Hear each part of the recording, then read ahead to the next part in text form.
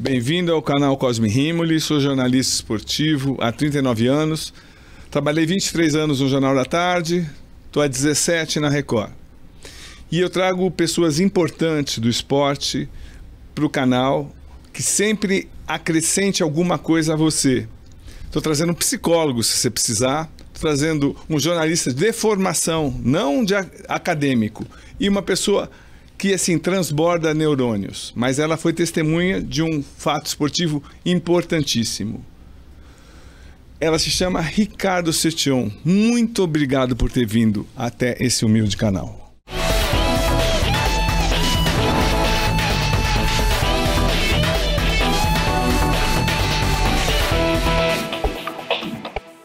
Pode mostrar a sua bela voz para quem está acompanhando a entrevista e dizer o que aconteceu com o Ronaldo em 98. Esse é Cosme Rimoli, que eu conheço há mais de 30 anos e que me faz arrepiar. E aceitar o convite dele foi a coisa mais fácil que eu pude fazer, mesmo sabendo dessa pergunta difícil, porque é uma pergunta que me persegue. A gente não escolhe os amigos. Perdão, a gente não escolhe a família, a gente escolhe os amigos. E eu tenho um amigo aqui na frente. Eu tenho outro amigo chamado Ronaldo. Ser amigo no mundo do futebol é algo muito diferente de ser amigo aqui. Você tem que saber lidar com os jogadores. Fui amigo principal do Roberto Carlos por mais de 20 anos, a ponto dele me convidar a ir quando ele ganhou, você lembra, a bola de prata da FIFA. Sim. O primeiro defensor da história do futebol a ser agraciado com esse prêmio. Fomos juntos, me escolheu para ser o acompanhante dele. É muito difícil quando você tem que se adaptar o tempo todo. E ao Ronaldo, talvez foi o mais fácil de todos, porque é uma pessoa de uma pureza interna, não externa. Externa ele é malandro, ele é esperto, ele sabe o que faz, tem o toque de mira, mas dentro dele é uma pessoa que é o tipo da pessoa que, se fosse só aquilo, eu gostaria que minha filha casasse com ele. Dito isso, nós nos aproximamos muito. Eu não sei se você esteve lá quando o Brasil jogou na Noruega, em Oslo. Não. Nos amistosos. O Brasil nunca ganhou da Noruega, como você sabe, o aviãozinho do Zagallo e tudo mais. E ele estava no Barcelona. Eu vou começar a história para que você veja como é interessante o passo a passo. E ele me pediu um favor. Ele estava naquela época na Holanda. E a gente conversou e ele estava muito chateado com a revista Placar, porque falaram que ele comprava 30 CDs, porque tinha dinheiro, 9 jaquetas de couro. E eu falei, não tem como ajudar. Os jornalistas escrevem o que querem, você tem que aprender a lidar com os jornalistas, não responder sempre o que eles pedem, porque eles querem as coisas mais que vendam, e é delicado. Nem todo jornalista, óbvio. E aí nessa outra viagem ele falou, careca, eu vou para Itália, para Inter. Eu só fiz isso. Como você vai fazer? Então assim, essa era a relação. Mas peraí, você que estava cobrindo... Eu tô trabalhando onde? Eu sou freelancer. Na época eu trabalhava para o jornal da Noruega. Eu sempre fui freelancer. Então eu dou aos jornais, revistas, sites, televisões e rádios essa brasileiridade nossa. Pelos meus idiomas, pela minha experiência, eu consegui abrir os mercados mostrando um Brasil explicado em miúdos. Ontem à noite eu fiz uma matéria sobre o porquê do Brasil estar tão atrasado diante da Argentina em árbitros, dirigentes, jogadores e treinadores. E alguém tem que explicar que os últimos 6 presidentes, incluindo o atual, tiveram problema na justiça, que 2 não podem sair do Brasil porque serão presos, de que 3 foram irradiados para sempre do futebol mundial, de que o atual foi proibido de exercer a presidência e de que ele ganhou uma eleição com 100% dos votos, como na Coreia do Norte, Síria e Rússia. Ninguém ganha com 100%. O Putin não ganha com 100% dos votos. Então explicar isso é o que eu faço. Eu estava na Noruega e ele me fala sobre a Inter de Milão. E eu falei, não faça isso. Você já está em Barcelona, bem. Você tem teu cachorrinho que o gerente do banco de Casteldefels, a cidadezinha perto de Barcelona, deu para você. Já entraram no teu sangue, já debulharam você inteiro. Não vão mais te encher a paciência. E a Itália é o inferno, a Liga Italiana do Calcio. E ele foi. E ele foi, e eu vou chegar em 98, quando ele se transferiu para a Inter de Milão. Você lembra os dois empresários dele? O Alexandre e o outro que foram presos? Sim, um falcatrua. Isso, pessoas do Rio de Janeiro e tal. Alexandre Martins era um e o outro eu não recordo o nome. Reinaldo Pita. Reinaldo Pita. Falaram, a gente está preocupado, porque a gente estava no hotel Santa Sofia de Milão, e um hotel 9 estrelas, e eles estavam preocupados porque a Itália não é Espanha. Os italianos eles mordem, o espanhol não. E eu falei, olha, eu moro em Roma, estava morando em Roma na época, tinha feito a morte do Senna para a TV Bandeirantes, começado a lidar com televisão e fazia TV japonesa, e eu falei, olha, eu estou disposto, pelo meu carinho pelo Ronaldo, a abandonar a minha carreira e ser a mão direita dele, porque ele precisa. Alguém que ensine italiano devagarinho, alguém que explique o que é a mídia italiana, alguém que explique como é o futebol italiano, ele não sabe. Só um parênteses, o Kaká uma vez estava lançando um produto da LG aqui em São Paulo, não sei se pode falar a marca. Sim. E ele me abraçou no corredor e falou, ele está vindo para o Milan, eu juro para você, ele falou, como é a Itália? A véspera de ir para o Milan. É assim, então eu falei, eu estou disposto. Mas você falou isso para ele? E ele estava sentado. Sim. Ele falou, eu quero, porque o Careca me conhece, sabe, eu não quero ter gente estranha perto de mim. Ele era muito grande, Cosme. Ele era muito grande. Claro que o empresário italiano que ele tinha não aceitou, queria controle total. A história do Ronaldo na Inter não foi boa. Por mais que o Márcio Moratti, presidente da Inter, adotou ele, a esposa, a recuperação, tudo que você quiser, mas ele não foi feliz. Por quê? Não sei, porque a Itália, eu dormia na casa dele em Milão, em frente ao estádio, dormi 4 vezes. Ele namorava a Susana Werner. A Itália é perigosa. Ele foi colocado num caso de que ele tinha, o nome dele estava no caderno de uma cafetina lá. Ele foi isento depois, mas a Itália não é a Espanha. Você vê a Espanha, você vê os casos dramáticos na Itália, e ele caiu muito, a mídia atacava e depois levantava. O nome Fenômeno veio de lá, Adriano l'Imperatore, Ronaldo il Fenomeno. Mas ele não era feliz. Em Barcelona ele era feliz. Tanto é que Messi pode jogar na Lua, vai morar em Barcelona. Neymar pode jogar no Jabaquara, vai morar em Barcelona. E todos os outros, porque Barcelona é legal. E ele devia estar morando lá. E aí o italiano não me deixou. E aí eu vou te contar o último episódio para chegar em 98.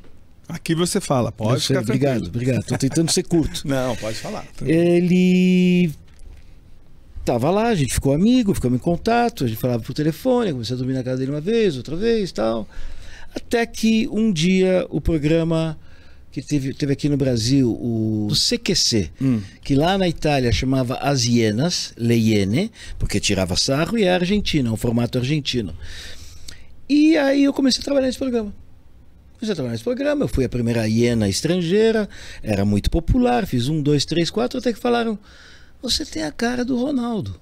E aí aconteceu uma coisa, voltando com aquela reunião, que o Ronaldo tinha que sair do hotel. E eu era muito parecido com ele, você lembra disso? Sim. Os dentões e tal. Sim. E aí eles me pagaram para eu sair pela porta da frente do hotel Regina Sofia, não era Santa Sofia, era Regina Sofia, Rainha Sofia. Sim. Eu saí pela frente, a massa de jornalistas veio atrás de mim, e ele saiu por trás e foi embora para onde ele tinha que ir. Foi muito legal. E aí esse episódio foi recordado, e aí fizemos um CQC com o Ronaldo no aniversário dele, no qual eu deito na cama com ele, no quarto de hotel, vem alguém com a câmera, ei, Ronaldo, cumpleano, felicidades, feliz aniversário. Levantam a coberta e tô eu lá.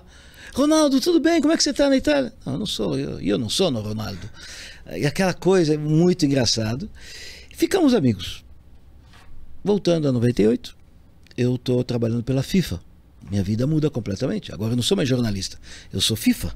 Eu tenho terno, eu tenho que cuidar da imprensa, eu sou uma pessoa que está dentro. Não, mas peraí, vamos detalhar. Claro. Como é que você entrou na FIFA? O então, que aconteceu? Vamos deixar o Ronaldo um pouquinho do lado? Vamos deixar o Ronaldo do lado.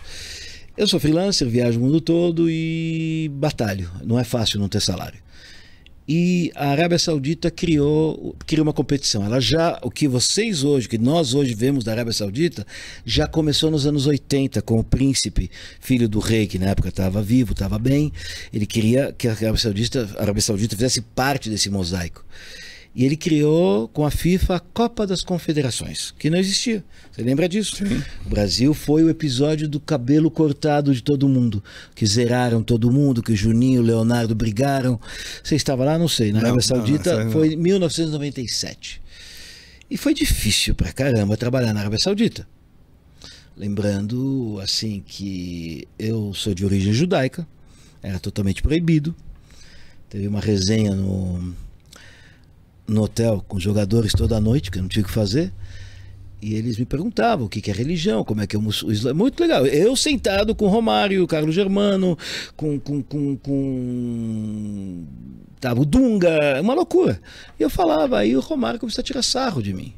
Engraçadinho o Romário. E quando vinha um árabe, ele falou assim, você tinha judeu. Judeu. Ficava brincando comigo. Falava, Romário, por favor, é minha vida aqui. E aquela situação foi vista por alguém, que eu com os jogadores. Essa é a segunda vez que aconteceu na minha vida. A primeira foi em 91, que eu te conto depois, que eu fui morar na África por causa disso, por causa da minha proximidade de jogadores. Eu tô ali, e aí me dizem, olha, o pessoal da FIFA quer falar com você depois do jogo, do primeiro jogo do Brasil. Eu tava marcado, e aí tava todo mundo. Na época não tinha zona mista ainda. Eu vou te dar uma exclusiva daqui a 2 minutos. Opa.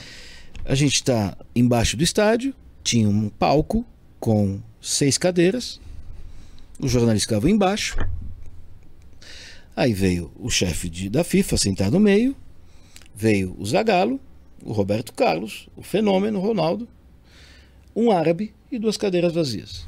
Todo mundo ali esperando ouvir o que o Zagallo, né? A Copa do Mundo era daqui 1 ano. Timão, Leonardo, tava todo mundo lá, lembra? Era o time dos sonhos. E eles, bom, vamos começar a conferência coletiva, vamos começar agora as perguntas. Estamos aqui com o Ronaldo, Roberto Carlos, Zagallo, o nosso tradutor em árabe. E aí todo mundo fica quieto, fica olhando um pro outro. O que estava faltando?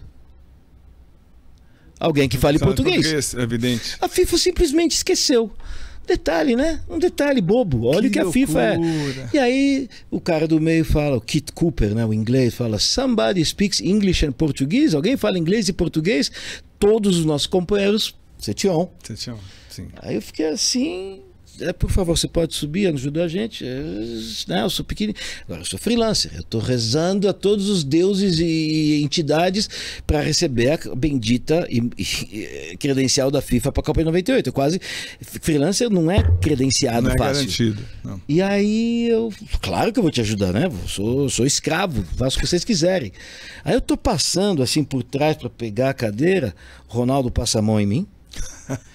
O Roberto Carlos fala, eu vou te ferrar. E o Zagallo fala, tadinho.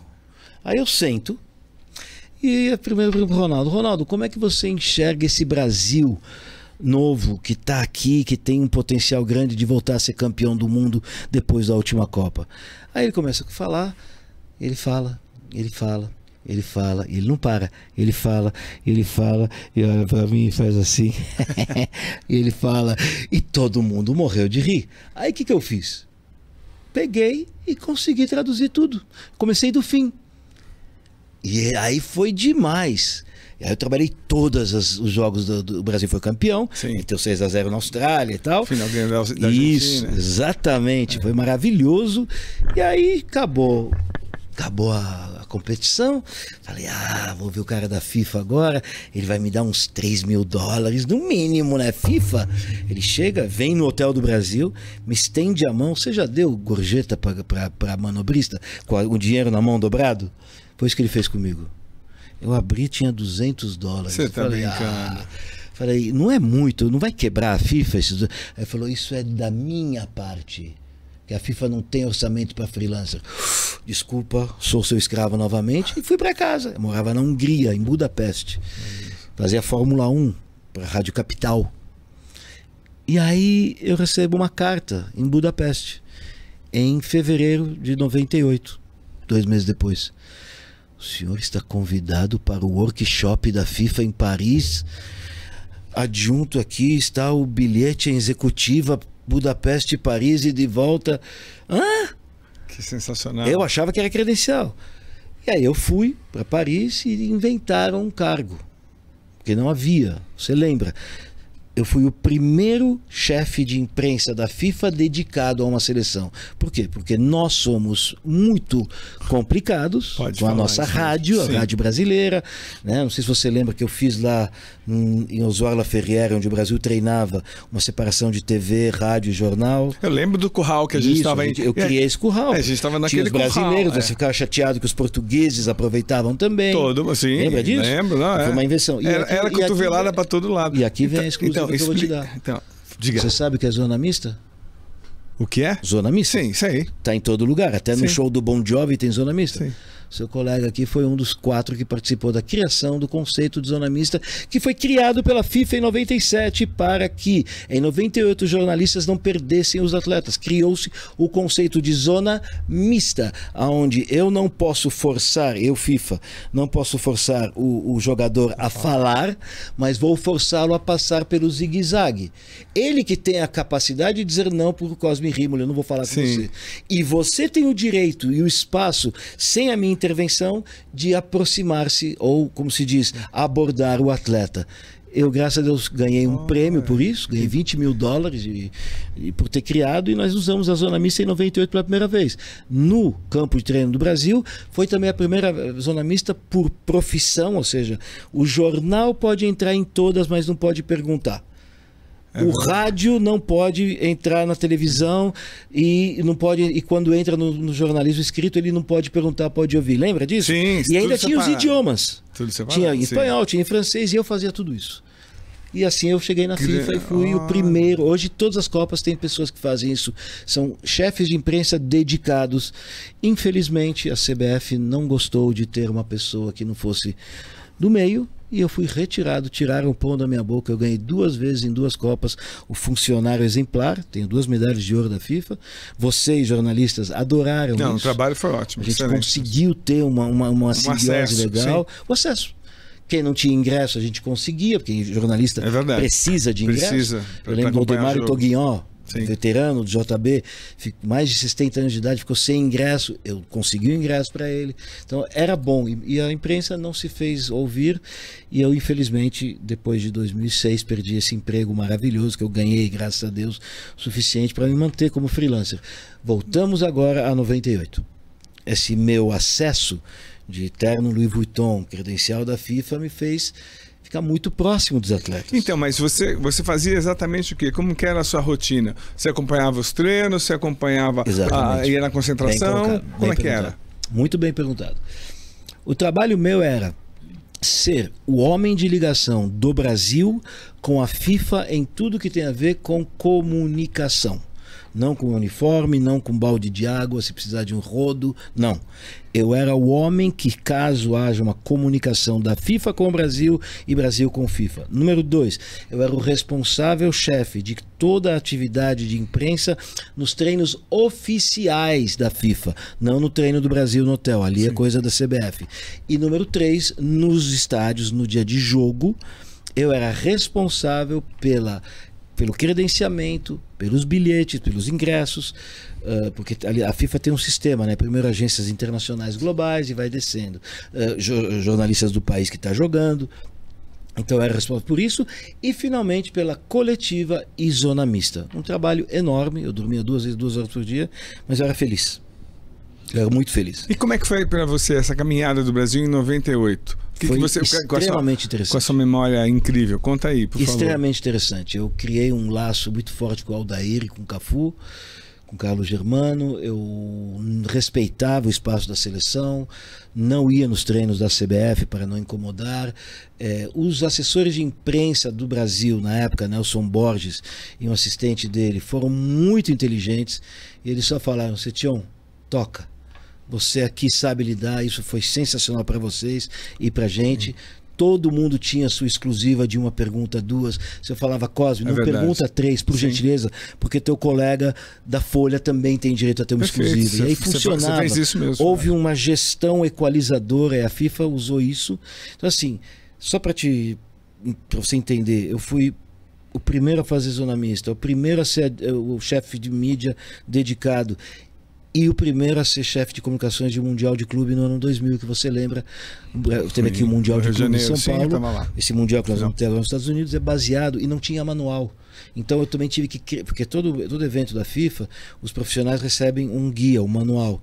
O Mundial de Clube de 2000 nunca existiu antes. Então, de repente, eu sou responsável pelo Morumbi e pelo Maracanã. Nossa. De repente eu tenho o Maracanã na minha, o Morumbi.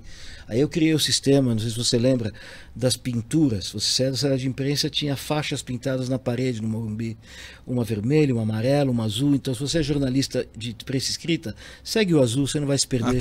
Se você é fotógrafo, segue o amarelo, você vai direto ao campo. Isso nunca aconteceu. No Maracanã a gente fez o centro de imprensa, as cadeiras da tribuna de imprensa, tanto que a Globo pegou. As cadeiras eram giratórias, não incomodavam, tinha tomada. Primeira vez que aconteceu no Maracanã. Então, a gente sabe o nosso trabalho. Então, ter um cara de dentro para trabalhar para dentro foi bom. Mas a CBF, como eu disse, isso nunca vou deixar de dizer. A CBF me tirou o pão da minha boca a troco de nada, porque eu nunca fui inimigo da CBF. E a comunicação, olha, nas últimas 8 Copas eu estive.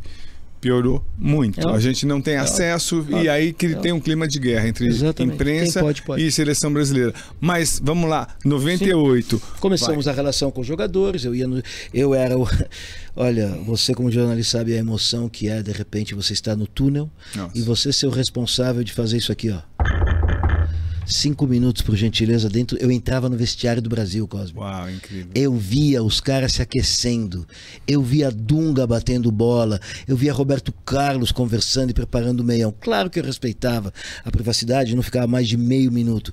Eu levava, e aqui é importante você recordar, aquela folha que você recebe dos titulares, quem está no banco, quem não está disponível. Para as pessoas que não sabem, os jornalistas, os VIPs, as pessoas que estão trabalhando no estádio recebem uma folha, cerca de 1 hora antes do jogo. Escalação. O nome do árbitro, dos bandeiras, hoje do VAR. E nessa escalação, ainda é como hoje, você tem 3 linhas. Então, Brasil, e aí você tem os nomes. Então, o Brasil está em cima e embaixo, e paralelo assim do lado, os nomes. Então, tem assim, vamos supor, Dida, GK, goalkeeper, goleiro.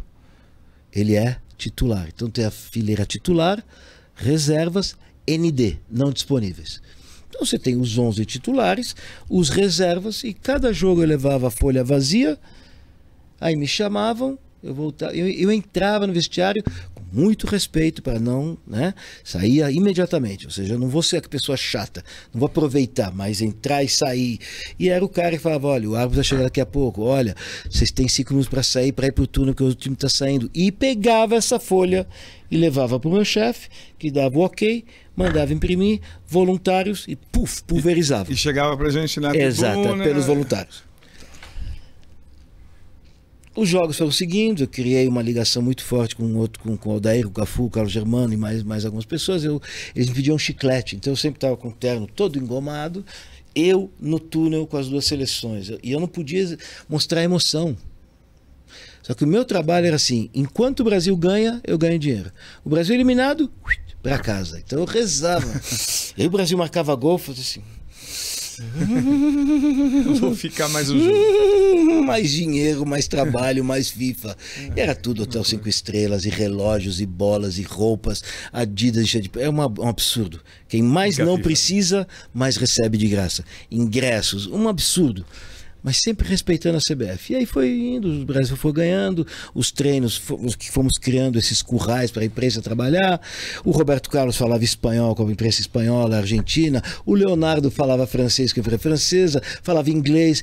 Os jogadores colaboravam. Eles sabiam que o Setion estava lá para não deixar ninguém fazer mais do que 3 perguntas. Eu falava, ó, daqui a pouco, Cosme, vai chegar o Roberto, vamos liberar, são 8 perguntas aqui e tal, vamos fazer isso hoje para que eles voltem amanhã. Então funcionou. Eu tenho muita honra de ter sido isso. E aí chegou, semifinal, tal, uau, ganhamos da Holanda. Lembra? Sofrimento danado. Um sofrimento danado. E aí chegou o dia da final. Eu ia para o hotel da seleção, Entrava até uma parte, saía, respeitava. Estávamos nós lá em Ozoir-la-Ferrière. Sentados na calçada vendo você entrar. Exato. Digníssimo, com seu belíssimo terno. Não, tinha roupa de esportes também. Tinha roupa esportiva da FIFA. Até hoje eu guardo. Sim. Inútil, mas eu guardo. E aconteceu o que aconteceu. Não, o quê? O quê? Não lembro o quê. Então, aqui vem a questão. Entenda bem, Cosme, essa não é a minha história. Então existe uma questão ética mínima que eu não posso me autopromover, como está acontecendo aqui, no sentido de que eu estou me expondo, em base a segredos e coisas pessoais de outras pessoas. Mas dito isso, posso te dizer o seguinte. Eles foram lanchar. Você está querendo dizer... Então, eu vou falar um segundo. Claro. O pai do Ronaldo tinha ido... o pai e a mãe do Ronaldo tinham uma mansão lá, onde o pai do Ronaldo e a mãe já tinham se separados. O pai do Ronaldo estava com a digníssima namorada, a mãe do Ronaldo estava com o digníssimo namorado. Há uma história que chegou para a imprensa que a relação entre o namorado da mãe do Ronaldo não era boa e isso teria criado um grande problema na cabeça do Ronaldo. Seguindo essa história, há também a história do Bial e da Suzana, que os dois estavam sempre trabalhando juntos. E isso chegou de uma maneira estranha na concentração. Dito isso, que você não pode dizer, pode seguir. O que eu posso te dizer é que a carga emocional negativa e positiva sobre o Ronaldo foi acima de que ele pôde aguentar. Ele era um mascote dos jogadores. Vivendo ali dentro, todos gostavam, cuidavam. E claro, o melhor atleta. Era a explosão dele em campo e o sorriso contínuo. E, enfim, toda aquela maneira endiabrada de ser. Mas ao mesmo tempo, as pessoas que estavam fora, que você mencionava, todo santo minuto falavam com ele. Ele estava na moda do celular na época. Na época começou, então ele tinha acesso a celular. 94 não tinha acesso de celular. E eu não vou te dizer se isso foi a causa. Ninguém pode dizer. Então, ele tomava também infiltrações de Voltaren no joelho. Exatamente. Então, você tem a pressão social familiar. Você tem a pressão do medo do menino de não poder jogar. Você tem a pressão da questão do namoro. Você tem a pressão do futuro dele. E você tem a pressão do jogo, que jogar a camisa do Brasil. Nós vemos hoje o que a camisa do Brasil faz com atletas da seleção. Vinícius Júnior vira Maria Mole. A camisa é muito pesada, Cosme. Sim, é muito pesada. Para você ter ideia, um grande dirigente da CBF chegava na FIFA para reuniões com uma sacola, pegava essa sacola plástica com camisas do Brasil novas e passava pelos escritórios e jogava a camisa do Brasil. Então nós estamos falando de uma coisa muito séria. Nenhuma camisa. É assim mesmo que funciona. Como eu não entendi? Jogava nada. Quando os representantes da FIFA, os escritórios da FIFA, as pessoas importantes, recebiam camisas de presente do Brasil. Ah, entendi. A CBF, esse grande dirigente, passava com camisas e dava de presente, mas jogava as camisas. Era humilhante para os caras da FIFA. Mas era uma camisa do Brasil. Eu, como funcionário da FIFA, tive 3 pessoas do comitê executivo, que é o máximo da FIFA, que me pediam: você tá lá dentro, pede uma camisa do Ronaldo. Pô, mas o Blatter me pediu uma camisa. Vou te falar, claro, o Blatter me pediu uma camisa assinada do Ronaldo. Mas o Ricardo Teixeira tinha boa pontaria quando ele jogava as camisas? Eu não posso dizer porque eu não estava no local. Olha, tá sorrindo por quê? Mas ele tinha boa pontaria, mas ok, vamos seguir. Vamos, Setião. Tá vermelho por quê? E aí o que aconteceu foi que o grande processo foi o que aconteceu antes da final. O que aconteceu antes da final foi uma pressão gigante, porque a mídia estava muito presente. Esses problemas todos que eu mencionei criaram uma ansiedade em muitos atletas, não é só o Ronaldo. Muitos atletas passaram noites em branco e eles não falam. Eles conversavam, falavam: tá difícil dormir. É muita pressão. A comissão técnica era uma comissão técnica complicada. Como assim? Explica, por favor. Eles exigiam dos atletas algo que a gente viu depois em 2006, que eles não exigiam. O que aconteceu em 2006? Indisciplina. 98 foi a super disciplina. Eles queriam ser campeões do mundo de qualquer jeito. E a comissão técnica tinha pessoas ali, entre elas o Américo Faria, extremamente profissionais, acima da média. Isso gerava um estresse muito grande, porque ninguém... Você sabe como é. Me dá um exemplo, por favor. Um atleta que chegava atrasado no ônibus era punido. Multado? Eu não posso te dizer qual multa. Mas... Um atleta que falava demais na zona mista era chamado a atenção. Um atleta que não descia para o lanche noturno era questionado. Tinha uma pessoa nessa comissão, não sei se quantos você conhece, chamada Zico. A única pessoa equilibrada técnico. De verdade de todo esse processo, além do... Acho que pode dizer a única. Vamos ser claros. Equilibrado. Único. E você entende por que eu estou mencionando ele. Era a única pessoa que conversava ao pé de ouvido, suavizava a vida dos atletas. E o grande ídolo do Ronaldo é o Zico. E o Ronaldo não sabia mais o que fazer, porque ele falava: se eu não for campeão do mundo, vão me engolir sem sal. Isso foi muito forte com ele. Então, a razão do que aconteceu, ela pode ser explicada em vários lados, mas naquele lanche, no dia da final, eles voltam para o quarto. Quem estava no quarto junto era Roberto Carlos e Ronaldo. E eles tinham, ainda tem, um carinho muito grande um pelo outro, e eles se brincavam, e aí chamavam um outro de lixo. Ô lixo, ô lixo e tal. E depois me foi passado, óbvio que eu não estava no quarto, que o que aconteceu foi o seguinte: eles deitam para descansar, a televisão está ligada, eles conversam, e aí o Roberto Carlos fala: lixo, hoje é teu dia. E o lixo, Ronaldo, não responde. E o Roberto Carlos acho que está dormindo. Tá bom, vamos deixar ele dormir, né? O grande atleta, meu companheiro. Lixo, não responde. Ele está ali deitado, eles estão deitados. E aí, aquela coisa quase dormindo, de repente o Roberto ouve um buf.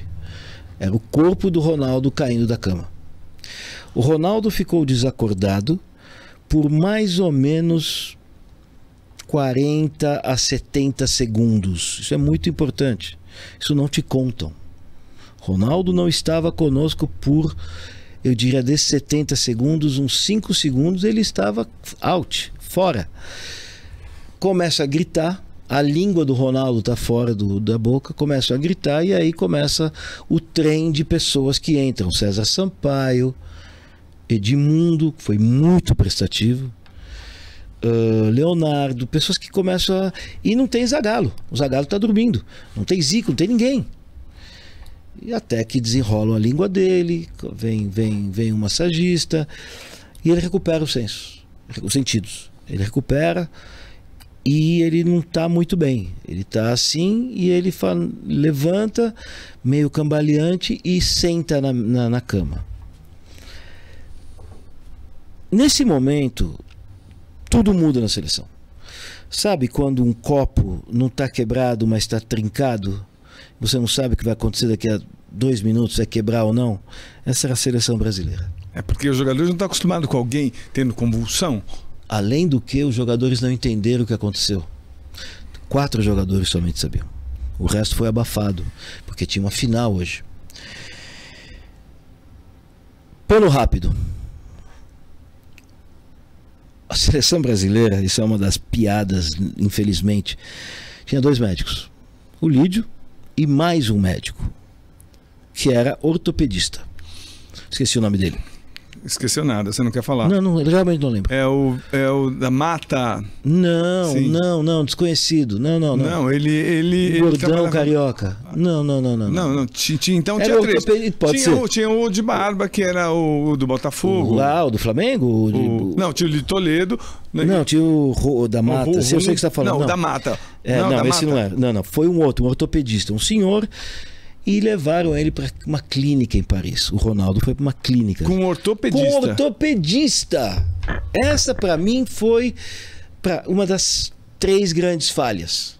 O fato de que não há quem possa abordar o jogador no momento de crise. Um clínico geral. Não havia ninguém próximo dos quartos. Quem atendeu foram os jogadores. 2, quem levou o jogador para a clínica foi um ortopedista. E ele não teve problemas ortopédicos. Com todo respeito aos médicos, ele não teve problema ortopédico. Nós vamos ao estádio. E eu perco o contato com a seleção. Você vai para onde? O que eu vou pro estádio. Eu tenho que ir pro estádio preparar o jogo. Você tá no estádio? 4 horas antes do jogo. Cuidando de onde? Cheguei. Tá. Muito nervoso. Porque eu sabia de 80% e eu tinha medo dele estar muito mal. Mas quem te avisou? Você estava do lado? Como é que foi a situação? Quem me avisou o quê? Que o Ronaldo tinha passado mal? Pessoas que estavam jogadores. 2 jogadores. Te ligaram e a situação tá meio complicada. Eu liguei. É muito forte o que eu tô te contando, porque o momento era muito grande. Era uma final de Copa do Mundo globalmente, e a gente tinha que preparar o Stade de France. O Stade de France era um estádio novo, onde os ônibus entravam dentro do estádio. Sim. Correto? Eu lembro, a gente pisava a gente quebrava os compensados, era super novo. Super novo. E feito também, entre aspas, nas coxas também. E rápido. Exato. E o Stade de France, a gente chegava, tinha que andar um caminho, meu carro entrava dentro do Stade de France, eu tinha essa moral, como se diz, e eu parei, comecei a trabalhar as mídias, quem vai entrar, e o que vai acontecer com a seleção? E eu ligo para as pessoas, e eles só me dão mais dados, que ele foi para a clínica, que ele já voltou, e aí vem a informação de uma pessoa da comissão, que me ajudou muito, que disse que o caminho de Oswald Laferrière, concentração do Brasil até o Stade de France, foi como se fosse um carro de velório. Não houve samba, não houve música, só silêncio, os atletas fechados e o Ronaldo quieto. A comissão isolada na frente, os jogadores atrás. Não é assim que se vai para uma final. Mas o Ronaldo já estava no ônibus? Não. Ele estava na clínica. Na clínica. Então, você falou Ronaldo? Perdão, eu errei. Na clínica. O ônibus chega e o Ronaldo realmente não está no ônibus. É isso que eu queria dizer. Sim. Eu recebo a seleção, mostro onde é o vestiário e eu não vejo o Ronaldo. Até o fim eu não vejo o Ronaldo. Bom, lembra que o Brasil ganhou da Holanda? Sim, os pênaltis, lógico. Lembra da folha que eu entrego? Sim. Bom, posso entrar, professor? Tá aqui a folha. Passam 20 minutos e eu tô querendo saber do Ronaldo, ninguém fala mais nada, e dessa vez não me deixam entrar no vestiário. Não me deixam. Eu entro no vestiário sim para pegar a folha. 2 minutos e eu vejo o Edmundo e o Dunga conversando. Tinha um espaço, você olhava, aqui do lado, você entrava numa porta, lá direitinho a sala do professor, sala médica, sala não sei do que, e à esquerda os atletas. Eu vejo o Ronaldo ND, não disponível. Eu mantenho a frieza, saio, e antes de levar o meu chefe, eu decido tomar iniciativa e... Posso entrar? O segurança fala, não. Preciso falar com o professor, que é o Américo Faria no caso. Ele fala... Pode entrar. E eu entro. Agora eu tô dentro do vestiário. Eu vejo todos os jogadores. Edmundo vestido completo. Falo, professor, Américo Faria, administrador da seleção brasileira. Uma das pessoas que sabe mais de bola e de bastidor, no caso, no Brasil. Eu não posso colocar ND não disponível sem uma razão. Se você tem uma boa memória... Você recebeu a primeira folha sem o Ronaldo com uma explicação do lado. Você lembra qual era? É muito difícil de lembrar. Eu coloquei... teve um choque contra a Holanda. Exatamente. É isso. Falei, temos que colocar algo. Aí eu lembro do gesto do Américo Faria. Coloca aí alguma coisa. Que foi um escândalo. Coloca. Eu não trabalho na CBF. Mas estamos ali... Eu sugiro que a gente coloque que ele teve uma pancada forte no jogo contra a Holanda e no tornozelo ele não pode jogar. O Zagallo falou, é isso mesmo. Que loucura. Eu coloco em inglês, dou na mão deles, faço eles assinarem e vai a vocês a folha e o mundo explode. Cadê o Ronaldo? Galvão Bueno, Cosme Rimoli, cadê o Ronaldo? Ninguém sabe o que aconteceu com o Ronaldo. A única pessoa, e aqui vale a pena lembrar, que tomou a iniciativa de me ligar da mídia brasileira, sabe quem foi? Quem foi? Cajuru. Cajuru? Me ligou e falou: Setion, o que é que está acontecendo? Falei: não posso falar agora, mas o Ronaldo não está no estádio. Sério? Posso falar isso? Claro, é um fato. O Cajuru explodiu. O Cajuru trabalhava na Rádio K de Goiânia na época. Hoje é senador da República ou deputado federal, não sei muito senador. Bem. Cada coisa que a gente vê no Brasil. Mas um grande jornalista. Sim. E aí passam-se talvez 30 minutos, caos total. Alguém me disse que a Globo está desesperada. Tem que chamar no ar, tem que chamar o Ricardo. Tem que chamar. Aí o rapaz: não, o Ricardo Setion, não o Teixeira. Me contaram, tal. Cajuru me liga de novo. Chegou? Não chegou. Vai jogar? Não vai jogar. Agora, cabe aqui uma explicação rápida do que é o T-. Isso é muito simples. A FIFA trabalha com T-.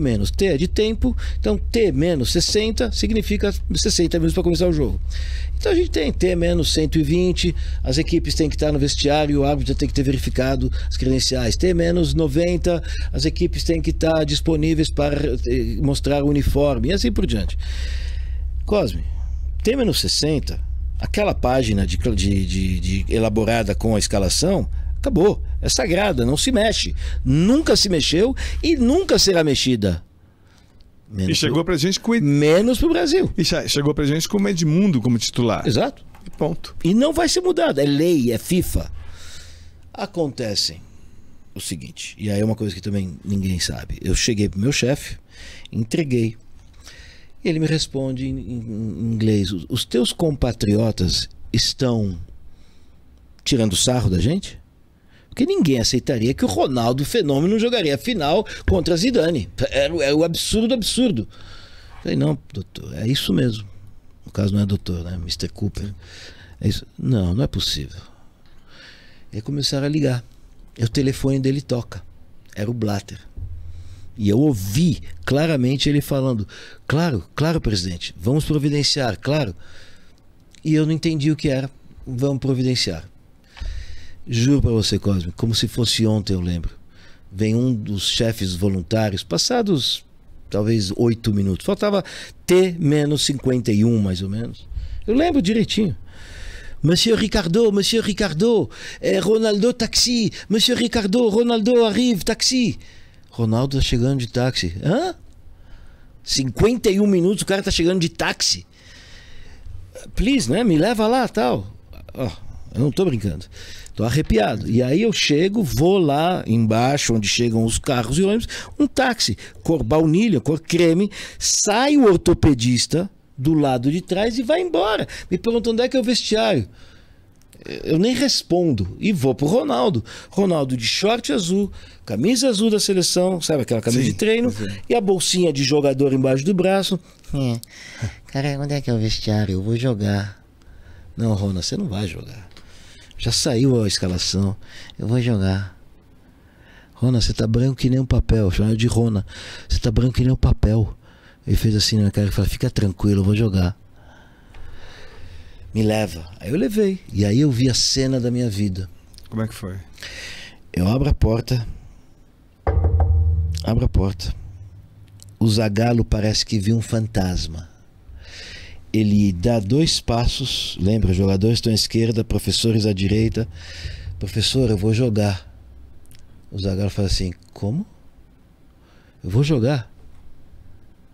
E aí é que o Zagallo famoso coloca: o que é que vocês fariam no meu lugar? Lembra disso? Sim, colocar o melhor. E eu tô presenciando ali até que uma mão veio no meu ombro. Era segurança me empurrando para fora. Eu falei: você tira a mão de mim, eu vou sair sem você me empurrar. Havia um momento grave ali. Eu simplesmente vou para o meu escritório e depois de 3 minutos o mesmo segurança fala: Setion, estão te chamando lá no vestiário.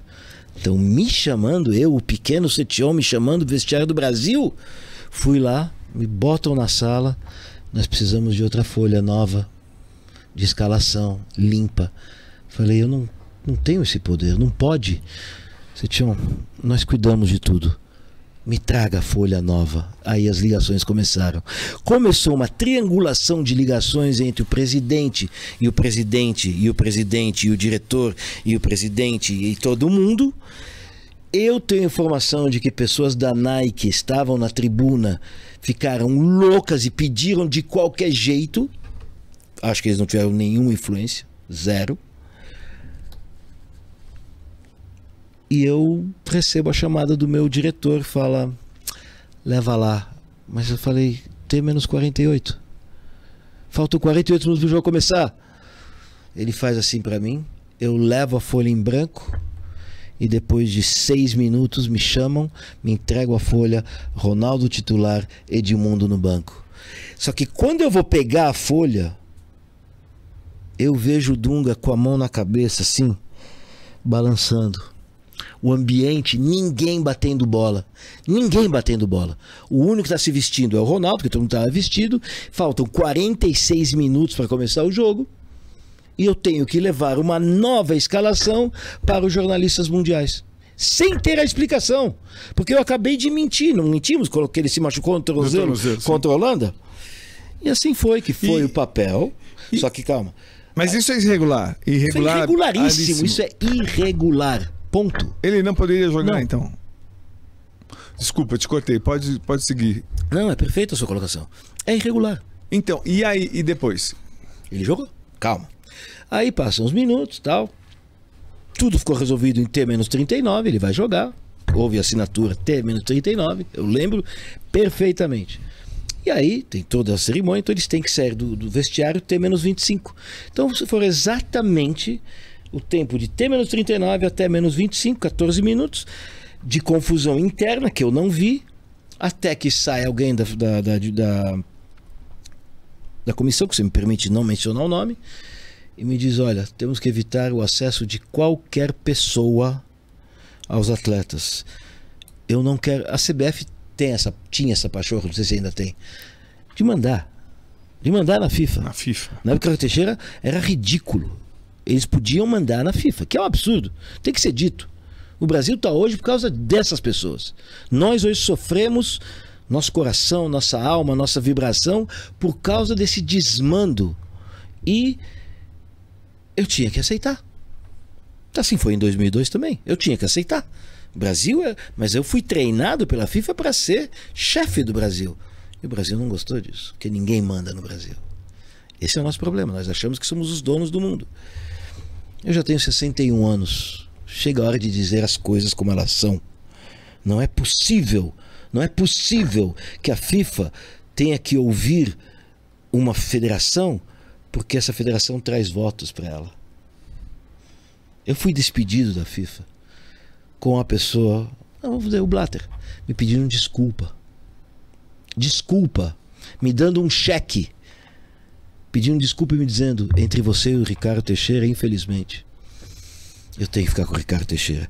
E assim, Ricardo Teixeira e sua corja tiraram o pão da minha boca e eu voltei a ser um mero jornalista, amo o que eu sou.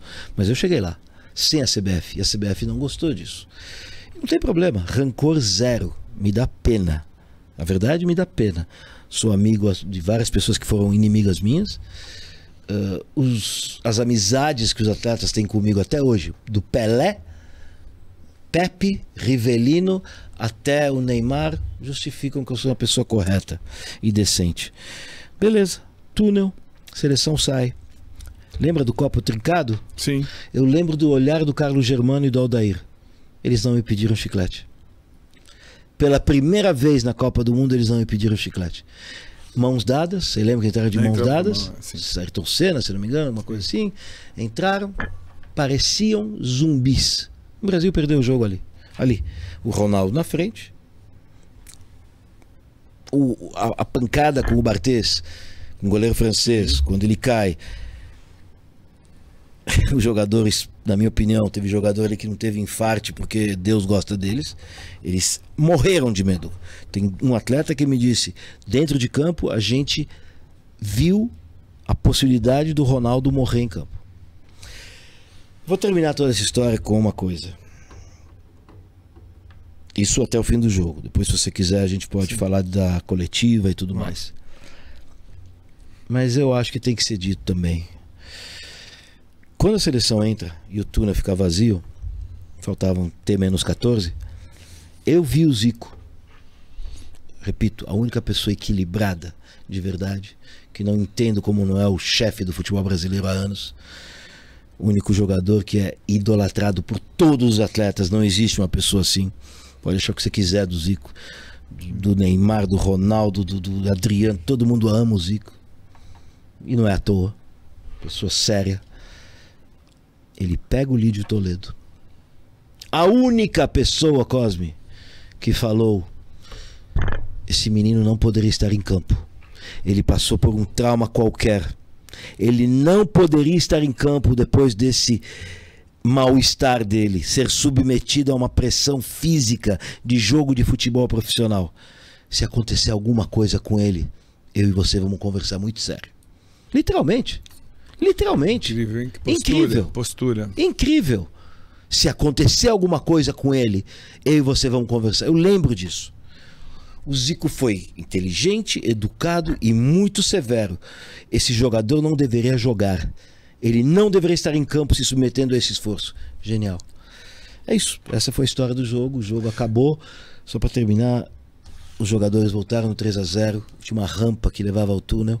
As esposas dos jogadores franceses estavam ali celebrando com os atletas da França.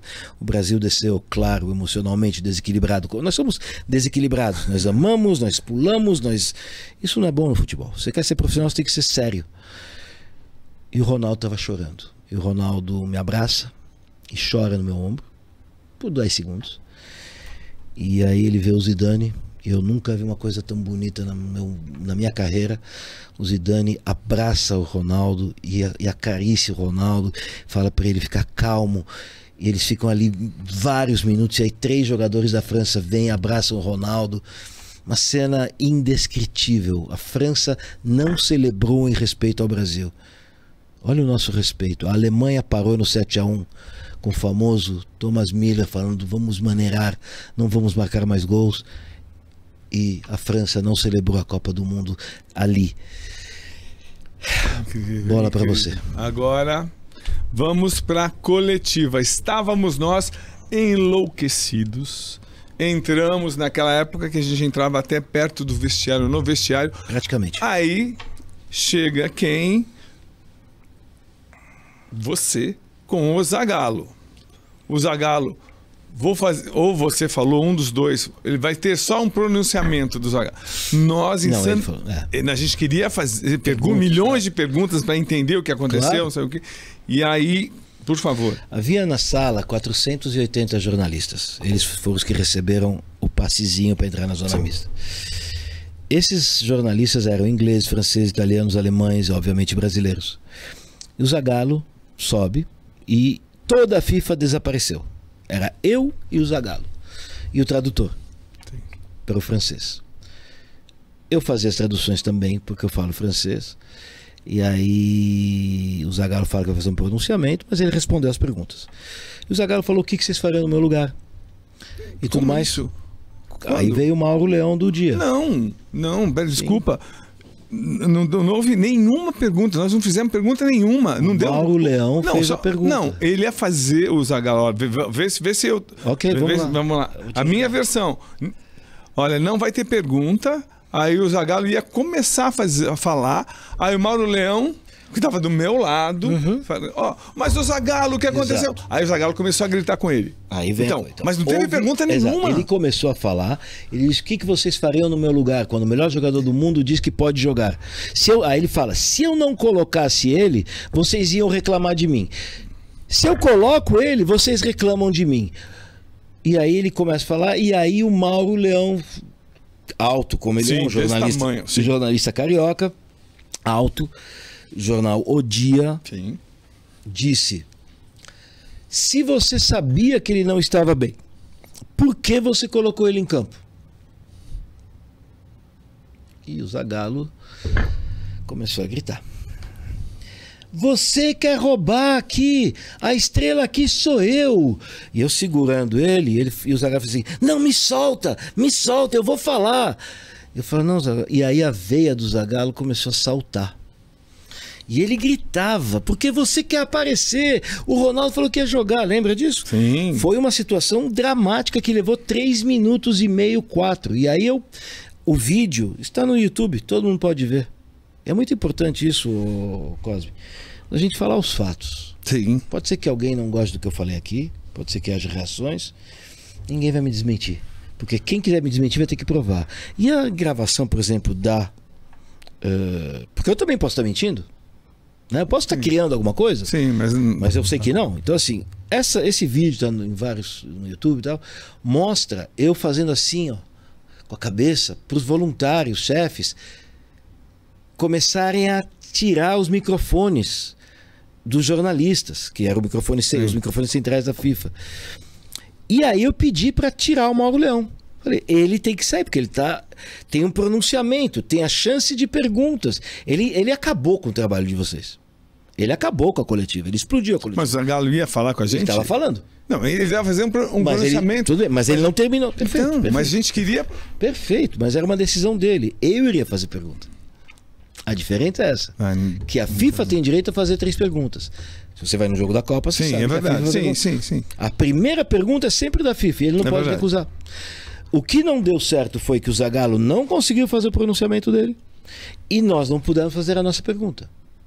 E do nosso lado, vieram alguns policiais para pegar o Mauro. O Mauro, eu pedi para tirar. Não, fui eu que pedi. Não, e a gente... Protegeu, protegeu. Não, claro. A gente entrou em mas a gente confronto. Exato. A gente tinha uma função. Empurramos policiais, foi uma loucura. Foi uma loucura. Então, a minha função era tentar dar uma coletiva. E eu acho que o Mauro errou. Eu falei para ele, eu acho que você errou. Se você contasse até 10, esperasse o término do pronunciamento, talvez. Mas você... Primeiro, não era a vez dele de falar. Então o Mauro não pode falar que ele não errou. Porque não era a vez dele de falar. Ele fez uma coisa que você não faria. Não, que é interromper alguém que está falando. Então o Mauro errou. É nosso amigo. Eu realmente acho um dos melhores jornalistas que eu conheci do Rio de Janeiro, mas não vou ficar fazendo média. E depois, o que aconteceu com você e o Zagallo? Aí o Zagallo começou a ficar extremamente nervoso e eu tive, infelizmente, porque o Mauro gritava de volta, que concluía, eu tive a obrigação. Agora, pensa bem, aquela coletiva está sendo transmitida para o mundo. Para o mundo inteiro. E quando eu levanto e falo, Zagallo, acabou, eu não vou permitir mais. Você vai ficar louco aqui, eu não vou permitir mais. Ele, não, me deixa, eu falei, ele batia em mim. Até que ele aceitou e ele foi embora gritando. E aí os ingleses, principalmente, e os franceses começaram a gritar. Porque eles queriam uma coletiva. Então, o que você disse que não iria ter perguntas, sim, eles sim sabiam que havia, né? E aí foi que acabou a coletiva, o Zagallo passou mal atrás. Foi uma situação muito séria. Porque realmente foi um êxtase. Não, o Brasil perdeu a Copa do Mundo. A gente não sabe o que teve o Ronaldo. Ninguém sabe exatamente o que teve o Ronaldo. Se foi epilepsia, se foi uma queda de pressão, se foi... O que foi? Né? A gente não sabe. Não há diagnóstico. Nem ele sabe. Mas o Zagallo passou mal? Passou muito mal, ele perdeu, ele ficou sentado para se acalmar. Veio um médico francês e ficou do lado, não claro. Não sabia ninguém sabia disso, ninguém sabe disso. A gente ficou por ali uns 5, 6 minutos. O Zagallo estava full, ele queria falar, ele queria se defender. E o Mauro, no caso, cortou e gerou aquele bate-boca e ninguém quer ver bate-boca na FIFA. Ninguém. E depois? Aí levamos os jogadores ao ônibus. Né? E foi um luto total. Você foi até o hotel? Eu fui até o hotel e infelizmente os jogadores não estavam saindo dos quartos. Foi acho que o momento mais triste da minha carreira jornalística. Eu tinha lágrimas. Dentro do ônibus? Não, eu subi no ônibus, saí do ônibus, fui com o meu carro. Eu tinha acesso a tudo, mas eu também tinha que respeitar. Quem é que estava pior do time? Quem era com as pessoas mais abaladas? Que você lembra? Cara, o Dunga era o único que estava íntegro. O Dunga estava ali. O Edmundo estava completamente alterado. A que ponto? Revoltado. A ponto de que ele queria jogar. Ele falou que ele falou claramente, se eu jogasse, a gente não ia perder. Ele falou isso. Falou, porque teve aquela resenha que você conhece, sim, que os atletas fazem no fim e tal. Agora, na minha opinião, quem estava mais revoltado era o Leonardo. Leonardo? Leonardo. Estava revoltado. Ele não conseguia conceber. Porque ele fala francês, ele entende o que aconteceu, ele conversou com os jogadores. Foi eu vi ele, assim, eu vi o Roberto Carlos muito nervoso, batendo a porta das malas do ônibus. Foi terrível. Foi um 3-0 que equivale ao 7-1. Acho que na história, nos anais da seleção brasileira, você tem as derrotas para a Espanha em 38, aquelas coisas, mas o 3-0, o 7-1 e o 4-1 são muito marcantes. O que aconteceu? A seleção foi para o hotel, para o Zé Ferrieri e se dispersou. Sim. Não quiseram ficar juntos. O que mudou para a FIFA depois desse episódio, da final? Tudo. Não pode mais jornalista interromper, perde a credencial, vai ter sempre um cara como eu funcionando de intermediário, a coletiva sempre agora tem multas. Se o jogador não passa na zona mista, tem multa. Se o treinador não passa na entrevista, tem multa. Então hoje todo treinador praticamente, acho que teve 2 ou 3 casos só de treinadores que não foram falar, um iraniano e tal. É obrigação, a CBF obriga, todos obrigam, isso é para o bem da imprensa, mas mudou tudo, todo o contexto, porque foi a primeira vez que houve zona mista, foi a primeira vez que houve esse escândalo de gritaria entre treinadores. Isso não existe. Não existe, nem Inglaterra nos piores momentos. O Brasil marcou uma página muito forte da FIFA. Aquilo foi estudado depois para evitar, jornalistas são responsabilizados, o Mauro não foi responsabilizado, mudou tudo, mudou todo o conceito de zona mista, de credencia. Muita gente não se credencia mais para a Copa do Mundo, se você não for de um meio forte, você não tem, é muito complexo. O credenciamento virou feito pela confederação de cada país, não mais pela FIFA, e isso é uma máfia, porque o jornalista que por acaso briga com a CBF não recebe credencial. Então mudou muita coisa para pior, para melhor, mas a zona mista foi testada e foi mantida para desde então, de 98, foi o primeiro evento no mundo esportivo ou artístico que teve zona mista. Você disse que você saiu em 2006. 2002 você participou? Eu estava no gramado. Quem segurou o pódio para o Cafu subir fui eu. É verdade. Então, como o Brasil ganhou, não marcou tanto. Por quê? Como é que foi então o trabalho de 2002? Eu vou repetir. Como hoje eu sou uma pessoa mais autônoma, mais independente, não tenho mais os receios de antes. Porque a gente vive num mundo, o mundo da seleção, da FIFA, você sabe como eu, tem que ser diplomático. Se você não tem a capacidade, claro, se você vem de um grande meio, você pode até se permitir, mas você tem que ser diplomático. Você quer chegar no jogo, você não pode criticar, você não pode bater de frente. E como freelancer é pior. Mas como é que foi 2002 para você? Então, eu acho que 2002 foi perfeito. Foi perfeito, não podia ser melhor. Eu vou te contar rapidinho, mas eu acho que nesse caso foi tão perfeito para todo mundo, para os jornalistas, para mim, para a seleção. Foi fácil trabalhar mesmo. Foi fácil trabalhar e a comunidade de jornalistas esportivos não fez nada para manter um privilégio que só o Brasil tinha. Quero lembrar para você, só o Brasil teve um chefe de imprensa da FIFA dedicado que a FIFA pagava salário para cuidar da imprensa brasileira. E a CBF, sabendo da desunião dos jornalistas, me retirou. Eu trabalhei em outras Copas, mas por trás dos bastidores. Na Copa 2014, para eu conseguir trabalhar, foi feito um sistema para que eu não aparecesse. Eu não tive credencial. Porque a FIFA tanto me queria, que eu tive que trabalhar escondido. Eu não lembro de você em 2014. Mas 2012... Não, vocês não sabem. Então eu trabalhei para a FIFA várias Copas, incógnito. Então, por que você acha que então, em 2002, o que o Brasil fez certo para ganhar a Copa do Mundo nos bastidores? Você que acompanhou, então. O Brasil fez certo foi ter um trabalho muito bem feito com a FIFA, um trabalho muito profissional com o staff da seleção, um trabalho muito inteligente do treinador.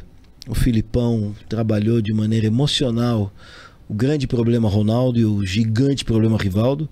Se você lembra que o Rivaldo não estava bem, não estava feliz, estava revoltado com todos, com tudo, com a mídia. E o Filipão conseguia fazer coisas que... Ele chegou até a pensar em abandonar a Totalmente. Eu lembro de uma situação onde o Filipão colocou a mão no estômago antes de um jogo. No fim de um jogo contra a Turquia, ele colocou a mão na boca do estômago do Rivaldo e falou: toda essa raiva que você tem, esse sofrimento, essa intranquilidade, Riva, joga para eles, deixa eles ferverem no caldo do ódio. Guri, você está fazendo o teu trabalho e você faz parte de uma família. Aqui ninguém tem problema com você. Então, não se contamina, tira isso e joga para lá. E o Rivaldo foi o craque da final. Mas explica, o que estava acontecendo com o Rivaldo, por favor? O Rivaldo estava descontente com as críticas, com duas coisas. Com as críticas da mídia, que diziam que ele não tinha espaço como titular da seleção, ele era o camisa 10, e com 2 ou 3 atletas, que achavam que o Ronaldo é que tinha que ser o cara. Quando o cara não era o Ronaldo. O cara era o Rivaldo. Ele estava chateado com Tava os chateado, atletas. porque ele, até hoje ele está chateado. Não, porque os atletas faziam o quê? Não havia uma confiança nele. O Filipão falava claramente: quando está congestionado, bola para o Rivaldo. Você lembra disso? Sim. Tinha congestionamento contra a Alemanha, contra a Turquia, bola para o Rivaldo. Todos os atletas são campeões do mundo. O que o Kleberson fez, o que o Júnior fez, o que o... Estou falando de jogadores talvez menos estrelas. Sim. Foram essenciais.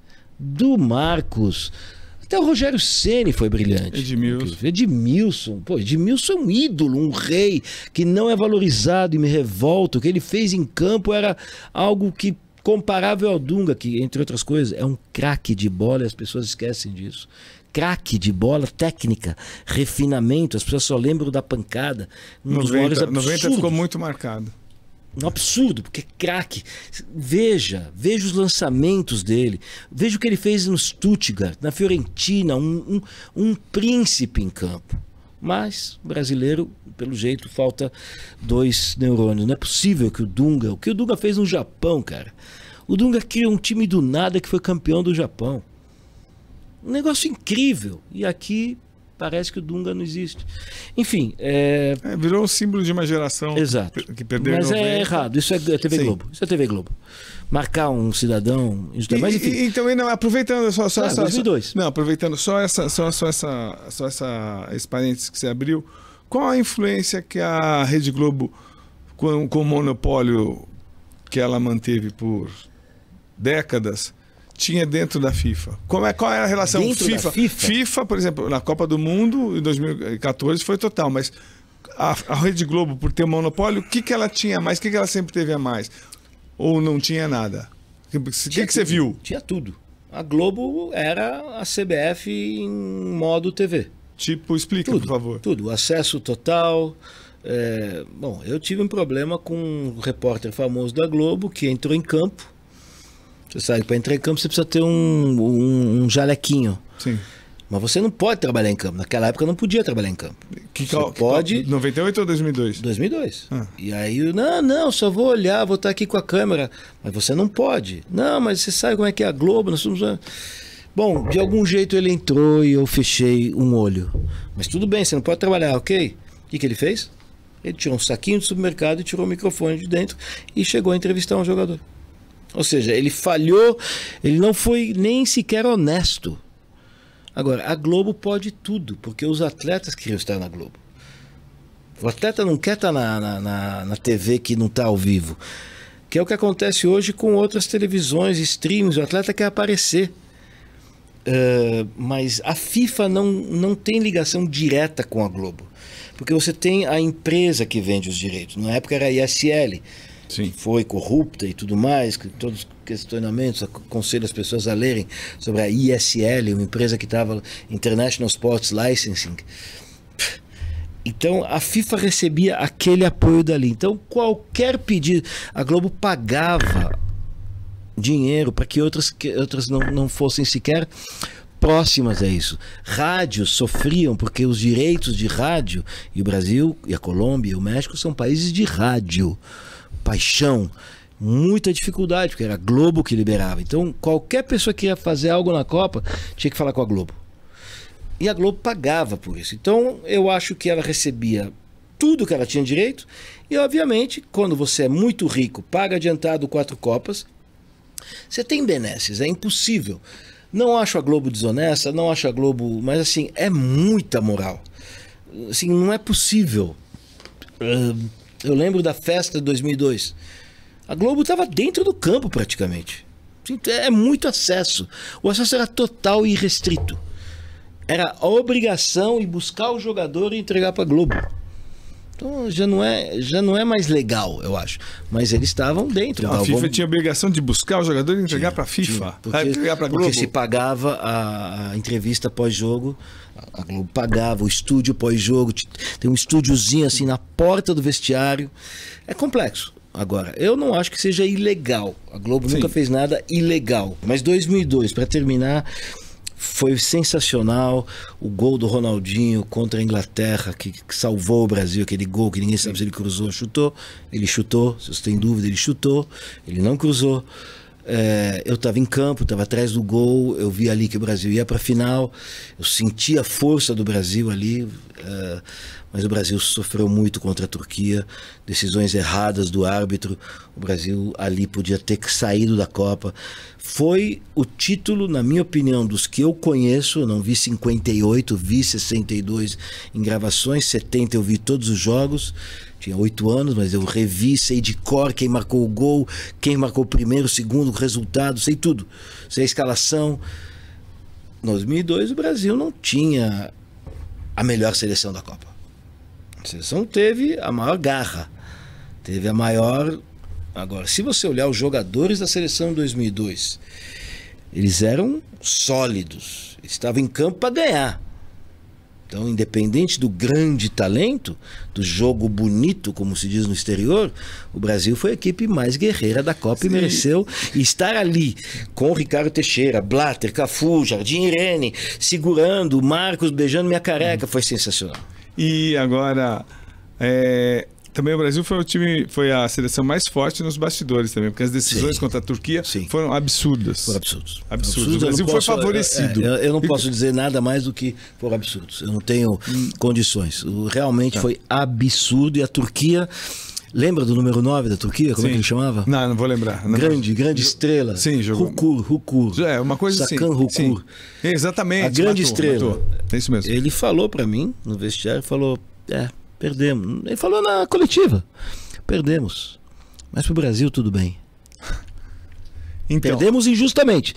Mas o Brasil tudo bem. Quem quiser ver o jogo, vale a pena. Então, que loucura. Eu posso só te contar uma história na volta da seleção? Não sei se a gente está já há muito tempo. O Brasil voltou.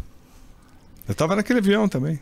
Eu sei que você está naquele avião. Aquela loucura. Eu sei que você está naquele avião. Sim. Eu levei comigo uns 15 daqueles protetores de cabeça da Varig. Sim, eu levei uns 2. Maravilhoso.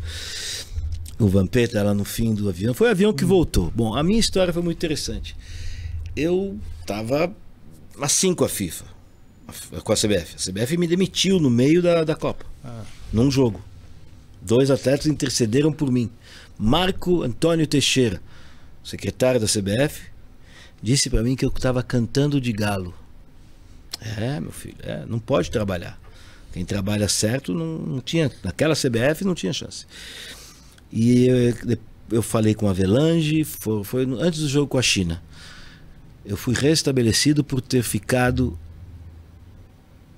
8 horas diante do quarto do Ricardo Teixeira no hotel, até ele levantar de manhã e suplicar para ele, falar: eu não sei o que eu fiz, doutor, me dá uma chance, eu não sei o que eu fiz.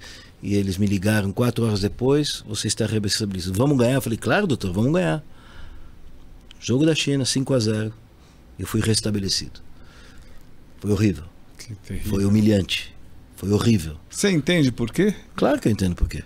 Eu entrei na FIFA óbvio, eu entrei na FIFA sem a CBF.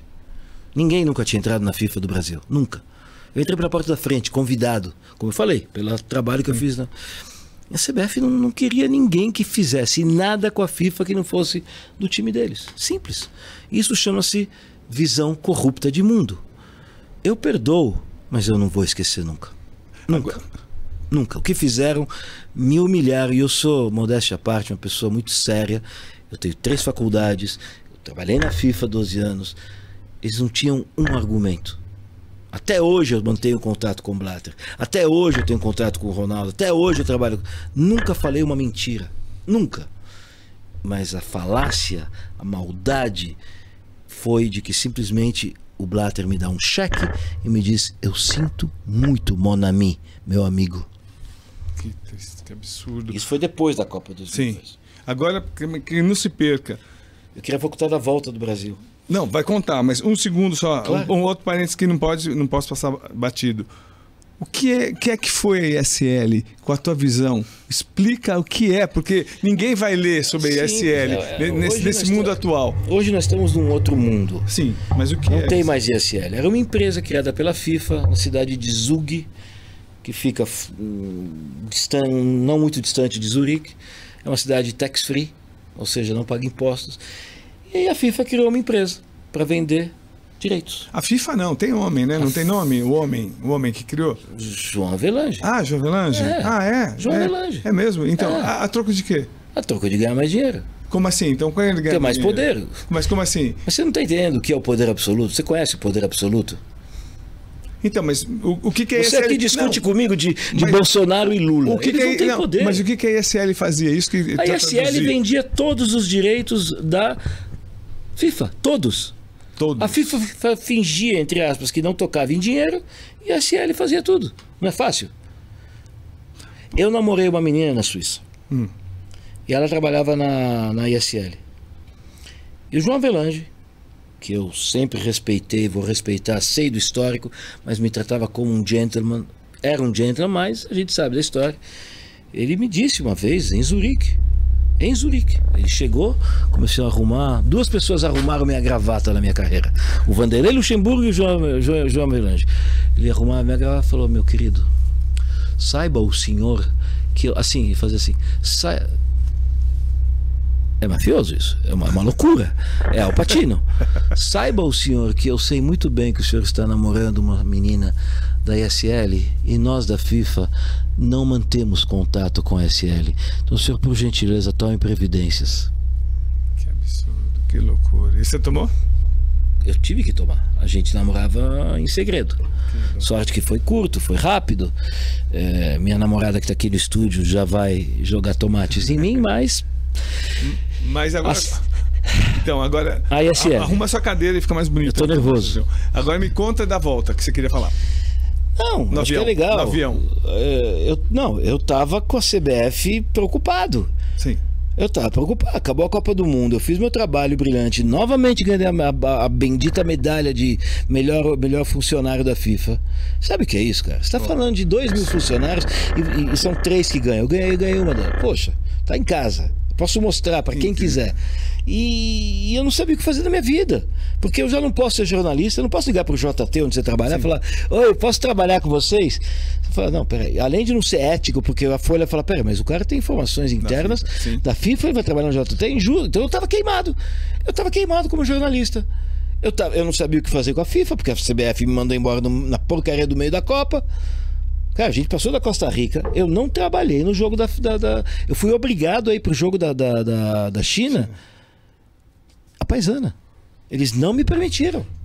Como eu te falei, passei a noite diante do quadro do Ricardo Teixeira. Então eu estava preocupado, não sabia o que fazer da minha vida. Eu tô rico, graças a Deus, ganhei um monte de dinheiro. Para mim, claro, não é milhões, eu ganhei um monte de dinheiro. E eu não sei o que fazer, não sei se eu vou para a direita, para a esquerda, para o Japão, para a Coreia, não sei o que eu faço da vida. Já não morava em Budapeste, aí foi horrível. E aí eu não sabia o que fazer, minha mãe estava aqui em São Paulo, eu estava perdido, de repente uma ligação. Era o agente de viagem da seleção, em Yokohama, depois da final. E aí, Setion, tudo bem? Você quer voltar para o Brasil com o avião da seleção? Hã? O presidente mandou te convidar. Hã? Falei, eu vou te responder já. Liguei pro meu diretor, falei, e o meu quarto. Cara, eu ganhei tanta coisa naquela Copa. Eles enchiam a gente de presente. Os japoneses, a FIFA, a Adidas. Cara, até hoje eu tenho roupa em casa no saquinho plástico. Polos da Adidas. E eu tava tudo esparramado no chão. Aí eu falo, Mr. Kit, posso voltar, não participar da reunião de amanhã e voltar? O Brasil me convidou e falou, o quê? Claro, pode ir, você merece. Aí eu liguei, eu posso ir sim, vai ser uma honra, não sei o quê. Ok, em 2 horas você tá no aeroporto de Narita. Quê? Cara, são 1h20 para chegar lá. Minha mala aberta, eu taquei o que eu podia dentro de uma mala, deixei no quarto pelo menos 2 tênis, uma jaqueta, um absurdo, não dava tempo. Peguei o táxi, paguei $200 do táxi. Eu não ia perder essa bocada, né? Eu não ia perder essa experiência. Sim. Cheguei lá, pegaram o passaporte, lembra? A gente não passou por alfândega, nada. Não passou por nada. E aí voltamos ao Brasil, beleza. Eu lembro naquele voo que a gente tirou fotos com a Copa, Sim, não sei se você sim, lembra. sim, Mas beijamos. eu lembro do Ricardo Teixeira com os pés em cima. Lembra que ela... Em cima da Você lembra disso? Copa. Conta você. Não, conta você. não faça boa. Não, você é agora é tua convidado. vez. Agora eu já falei de novo. Conta. Não, eu demorei para entrar, cheguei atrasado e eu vejo o Ricardo Teixeira com os pés naquela caixa metálica Da Louis Vuitton. onde estava a Copa do Mundo. Que nós vencemos exatamente. E eu fiquei eu fui, porque metade do avião era imprensa para trás e para frente a delegação. Isso. E eu fui, peguei o fotógrafo, ficamos desesperados para tentar tirar foto daquilo, mas isso assim, mostrou para mim o desprezo do Ricardo Teixeira Não é desprezo, ao futebol, é poder. Não é a desprezo. arrogância. É arrogância, não é Total. desprezo, é poder. Ele fazia o que ele queria, quando ele queria, do jeito que ele queria. Ainda bem que você também viu, porque eu me senti um louco. Falei, só eu vi Pouca isso. gente viu, pouca só gente eu, viu. não é, porque eu vi porque eu cheguei atrasado. Tava lá, se eu não me engano, tava lá a namorada do Ronaldo, a Suzana tava no voo, tava. o Vampeta foi pra trás, encheu a cara, Nossa Senhora, super simpático. foi. Tinha sambinha lá do câmera da Globo, o Mosca, né? O Mosca. Tudo ótimo. E aí eu tô no avião feliz da vida. Feliz da vida. Paramos nos Estados Unidos, lembra? Lembro. No Japão e Estados Unidos. Fiquei conversando pelo menos 40 minutos com o Rogério Ceni, que estava revoltado por não ter jogado. Muito bom, me aproximei muito do Rogério, conheci um cara, sinceramente, de uma inteligência, de uma capacidade intelectual, de uma maneira suave de conversar. É um cara que eu me orgulho de ter feito futebol, conhecê-lo e ser um colega dele, poder ligar para ele. Claro, não incomodo ele, mas desejo o melhor sempre para ele. E aí voltamos, aí pego o voo, chegamos em Brasília. Todo mundo, não sei o que aconteceu com vocês, não lembro, mas eu lembro de que eu fui proibido de sair do avião. Então, mas como eu fui um dos primeiros, assim, ficamos eu e Ivete Sangalo conversando. A coisa mais surreal do mundo. A Ivete Sangalo Ela estava lá. Ela estava no voo. A gente primeiro teve os caças da Força Aérea Brasileira, exatamente. que falaram no... Sim, Exato. aí antes de descer os jogadores, eu desci que eu não estava aguentando mais. Descemos eu e Ivete, uma coisa de louco. Se você reparar as imagens. Ficamos esperando no saguão porque o voo ia voltar. Vocês foram ao Palácio? Não, Palácio não. A gente foi esperar que a gente ia pegar um outro avião para São Paulo. Foi uma loucura. Ou esse mesmo avião. Loucura. Não lembro. Mas foi um caos. Caos. Eu tentei ir até o Palácio do Planalto e literalmente me foi colocada a mão no peito. Não falaram, poderia. Isso eu sabia. O presidente falou que você não pode ir. Eu fiquei muito magoado. Jornalista nenhum foi. Mas eu não era jornalista. Tá bom, isso aí. Isso é verdade. Agora, Cition, a gente... Calma. Vai, fala. Tem que ser rápido. Aí eu fiquei meio chateado. Aí chegamos no Rio. Lembra? Lembro. E no Rio, uma penca de atleta foi embora. Não, eu fui para São Paulo. Eu não fui para o Rio. Então você não veio... Bom, o voo foi para o Rio. Eu fui para São Paulo. O voo da Varg foi para o Rio. Eu fui para São Paulo. No Rio desce toda a delegação, todo o staff. Cena Sul, é isso que eu vou te contar, ninguém sabe. E aí eu vou lá no cinturão das malas e tá lá o Ricardo Teixeira. Eu me aproximo dele, falo, presidente, olha a humilhação.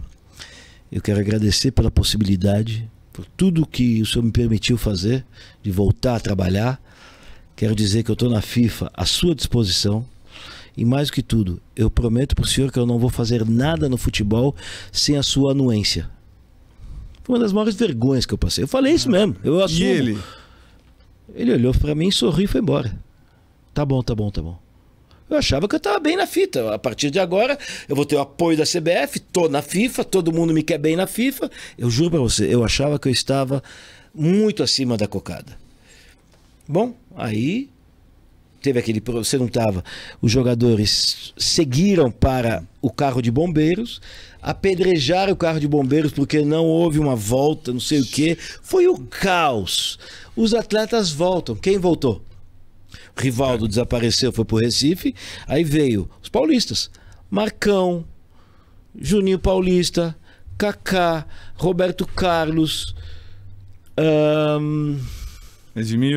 Edmilson, quem mais? Teve uns 8 jogadores. Estamos no Galeão. O avião tá lá. Eu tô no avião. De novo no avião, sozinho. Cheio de roupa da CBF, roupa do seleção. Rapaz, se eu fosse ladrão. Aí vem o Edmilson e fala, Edmilson, eu quero ter um souvenir. Ele me deu a jaqueta dele. Que sensacional. Claro que roubaram no avião. O pessoal no Rio roubou no avião e eu fiquei sem a jaqueta. Mas beleza, estamos lá sentados, os atletas estão lá, e eu repito, eu lembro bem, Rogério Ceni, Marcão, Kaká, Juninho Paulista, Roberto, campeão do mundo, titular, amiguinho. Titulares. Porra, tava lá o Roberto Carlos, irmão. Tava o Marcão, campeão do mundo. Não que os outros sejam menores, mas pelo amor de Deus. E o avião tá lá e não levanta voo. Levanta voo, não levanta voo. Não, é isso mesmo, pode balançar a cabeça. Que loucura. Campeões do mundo abandonados. Aí vem o capitão e fala, e aí? Falando comigo? É? E aí? Eu falei, eu não sou CBF. O avião não vai levantar. Sem uma pessoa, mas não tem ninguém da CBF aqui agora. Aí o jogador vai falar, eu quero ir embora, quero ir para casa. Amigo, Yokohama, Washington, Sim. Washington, Brasília. Neguinho tava 50 horas nesse avião, ninguém aguentava mais. Você foi para São Paulo de Brasília. Você não tem ideia, você não tem ideia do que aconteceu. Que loucura. Aí me fizeram aceitar. Eu assinei um termo de responsabilidade do avião da seleção brasileira, senão não ia para São Paulo. Pior. O avião levantou voo, chegamos em São Paulo, não podemos descer. Por quê? Porque o senhor Geraldo Alckmin estava no aeroporto, governador do estado de São Paulo. Prefeito, governador? Sim. Não lembro. É governador. Ele era governador ou prefeito? Governador. Aí entra no avião, senhores, parabéns, eu quero uns 5h40 da manhã. Não sei o que dizer, o Marcão fez assim, meu Deus, o sambódromo está lotado de gente. Tem 70 mil pessoas no sambódromo esperando vocês. Não vamos, não sei o quê. Aí começaram a falar como se eu fosse o chefe da delegação. Me levaram uma salinha, eu, Alckmin, 2 assessores, não sei o quê, pelo amor de Deus, tem batedor, não sei o quê. Eu vou lá, converso com os jogadores, pelo amor de Deus. Tem gente que passou a noite acordada, o Marcão foi legal, fomos. Aí chegamos até o sambódromo. Aí o Marcão faz assim, você agitou? Vem com a gente. Me fez subir no carro de bombeiro, eu peguei o boné dele, eu me escondia. Quem sou eu pra estar no carro de bombeiro? Passando um monte de maloqueiro, gente doida ali, zoada no sambódromo, 6h30 da manhã. Eu vou te falar... Que surreal. Um inferno, velho. Surreal. Não, aí vem a pancada. Chegou, terminou o passeio. Os carros de bombeiros vão embora, e agora? E agora? O que eu faço com o Roberto Carlos? Entrou no táxi. A única família que veio, foi a do Juninho Paulista. Depois veio as do Kaká. O resto, meu amigo, cada um por si, Deus por todos. Cadê a CBF? Isso não te contaram. Não. Que loucura. E eu assim, olhando... Falei, cara, eu tô com o Rogério Ceni, campeão do mundo de clubes, tô com o Marcão, tô com o Juninho Paulo, tô com o Edmilson, tô com o Roberto Carlos, eu tenho como ir pra casa. O Alckmin falou, peraí.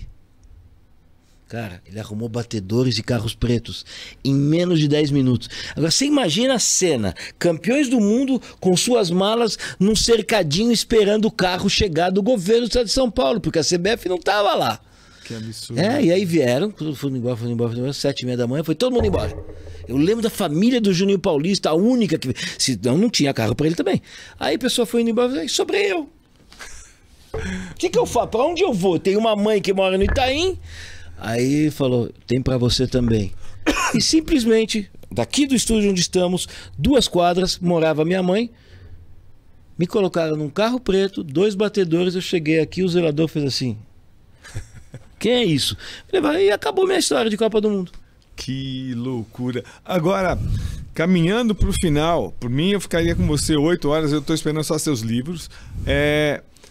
Como é que é a vida de um freelancer, um jornalista freelancer no mundo? Você cobriu 8 guerras, cobriu Fórmula 1, cobriu Olimpíadas... Como é que é a sua vida? 10 Copas do Mundo, como é que é a sua vida? Como 12 Mundiais Sub-20, 9 Mundiais Sub-17. Como é que é a minha vida? Minha vida é um caos, mas é um caos meu. Eu vou te contar, é muito simples. Tem agora o Mundial de Clubes da FIFA nos Estados Unidos daqui a 2 meses. Eu vou conseguir a credencial pela FIFA. eu vou trabalhar para uma revista da Coreia, para 4 clientes do Japão. Porque você fala quantos idiomas? Eu falo 8 idiomas, mas escrevo em 6. Só escrevo em 6. Redigir uma matéria. Eu vou trabalhar para 4 mídias do Japão, uma rádio inglesa e ninguém no Brasil. Você me explica isso?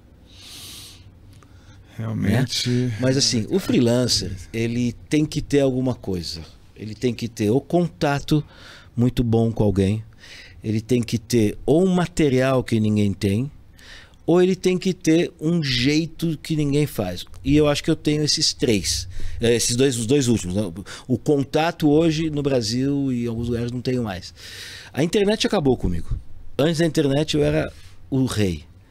Eu fazia matérias por fax. Eu cheguei a fazer matéria por telex. Eu cobri guerra por telex. É uma coisa que tinha muito tempo atrás. Sim. A fitinha amarela que você passava. O celular e a internet acabaram, porque agora todo mundo escreve.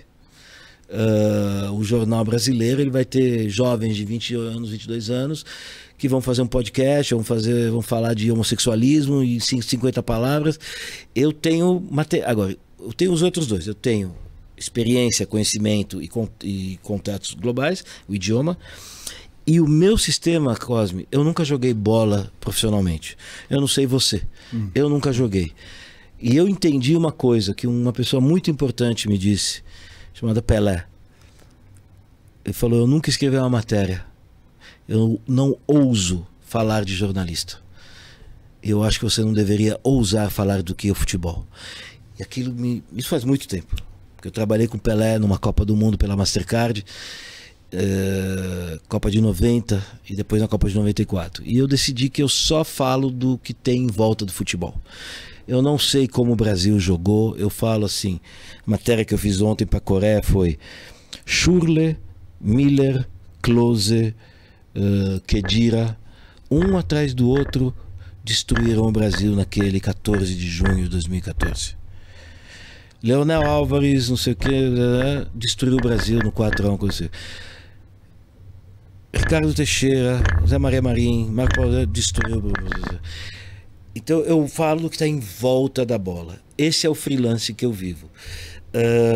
Tive que desenvolver aptidões de rádio. Eu nunca pensei que eu ia falar: veja, amigos do Brasil, estamos aqui nos boxes da... Eu nunca pensei que eu ia falar assim. Nunca. Eu fui o primeiro repórter futebolístico na Fórmula 1, dentro dos boxes foi 7 anos de 7 temporadas muito engraçadas. Fui embora porque não acho Fórmula 1 um esporte. Não é um esporte. Aquilo não é um esporte. É tudo menos esporte. Esporte é quando tem um esforço físico igual e todo mundo compete, um melhor, o outro pior. Aqui não, aqui não, na Fórmula 1 não é. Fórmula 2 é. Fórmula 2 é o braço do cara. Então eu tive que aptidão de TV, aptidão de escrever para jornal e revista diferente, site, televisão, que eu nunca tinha feito até 93, e obviamente me adaptar a esse mundo novo aí que está aí estourando, como no teu canal, né? Que isso aí eu quero agora penetrar de maneira maior. Mas realmente o que eu sinto muita pena é de que o Brasil é sensacional. Eu ganho dinheiro graças ao Brasil. Eu vendo sorrisos, jogo bonito, paixão, coisas emocionais. Eu vendo prazer. E vende. É uma pena que eu não consigo vender o que tem no mundo pra cá.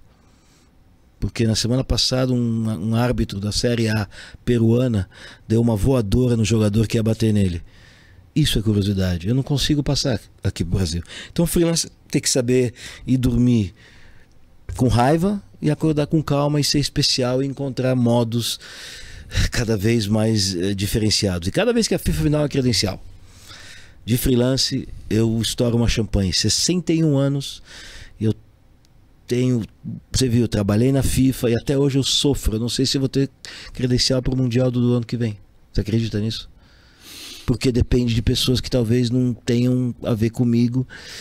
É muito louco. É muito louco ser freelancer, é muito interessante porque você é dono do teu nariz, mas você depende de uma maneira muito difícil, se você não for forte.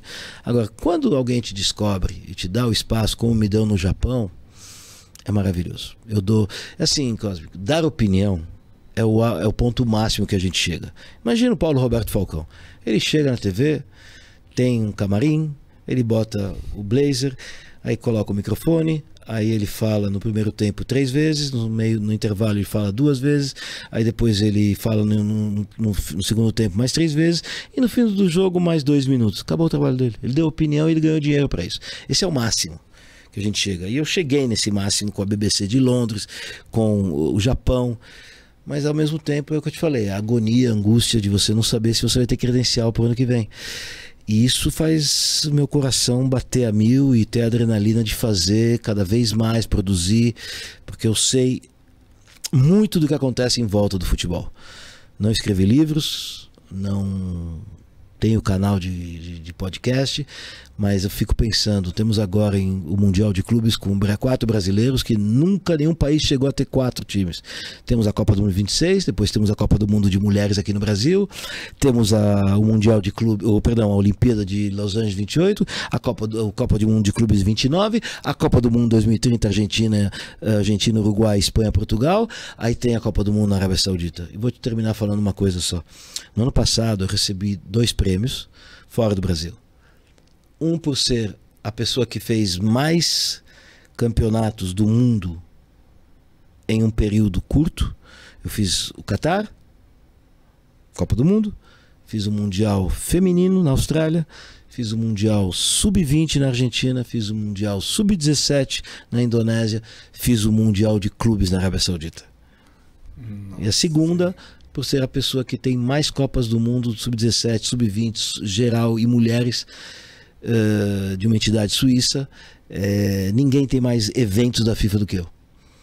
Grande coisa para o Brasil, mas para mim mostra que eu sei trabalhar e que eu valho alguma coisa. E quem sabe o Brasil também possa desfrutar do meu conteúdo em breve.